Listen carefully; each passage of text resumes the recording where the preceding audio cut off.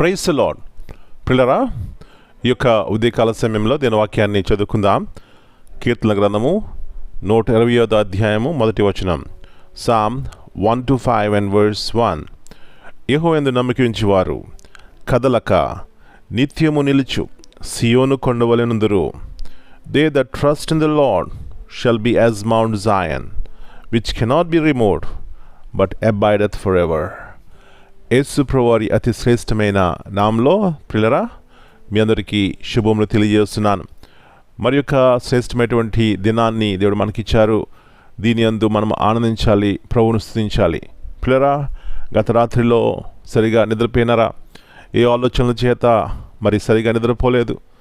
ఇక్కడ వాక్యం చూసినట్లయితే యెహోవాయందు నమ్మిక ఉంచేవారు కదలక నిత్యము నిలుచు సియోను కొండవలెనుందురు. పిల్లరా, దేవుని యందు నమ్మిక ఉంచేవారు అలాంటి స్థిరత్వం కలిగి ఉంటారు. కొండ చూడండి, అది ఎప్పుడు ఎక్కడ ఉన్నా అది కదలదు. చాలామంది వెళ్ళి దర్శిస్తూ ఉంటారు, అది అక్కడే ఉంటుంది, కదలదు. తుఫాన్లు వస్తుంటాయి, గాల్లో వస్తుంటాయి, వరదలు వస్తుంటాయి, అయినా అది అలాగే ఉంటుంది. అవునండి, దేవుని యందు నమ్మిక ఉంచే వారి యొక్క జీవితాలు ఆ విధముగా స్థిరముగా బలముగా ఉంటాయి. అలాంటి బలమైన దేవుడు మన దేవుడు. అయితే కొన్నిసార్లు పాపము, కొన్నిసార్లు అవిశ్వాసము, కొన్నిసార్లు ఆయా రీతిలుగా మన యొక్క సొంత నిర్ణయముల ద్వారా నష్టపోతూ ఉంటాం. అయితే దేవుని చేతిలో మనం ఉన్నప్పుడు, దేవుని యందు విశ్వాసం ఉంచినప్పుడు ప్రియులరా స్థిరముగా సియోను కొండవలె ఉంటాం. అలాంటి కృప ఈ ఉదయకాల సమయంలో దేవుడు మనందరికీ దయచేయునుగాక. ప్రార్థన చేసుకుందాం.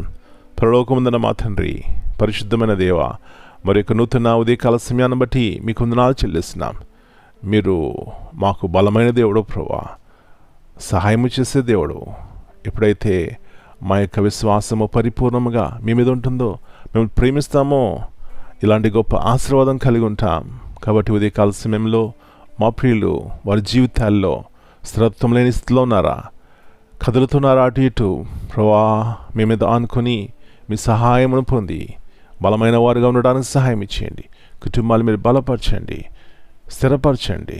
మీకు మహిమకరంగా మేము మా కుటుంబాలు జీవించడానికి సహాయం ఇచ్చేయమని, అలాంటి శాంతి సమాధానంతో నెమ్మదితో మమ్మల్ని దర్శించమని సహాయం ఇచ్చేయమని యేసు ప్రభువారి అతి శ్రేష్టమైన ఘనమైన నామమును బట్టి ప్రార్థన చేస్తున్నాను తండ్రి. ఆమెన్.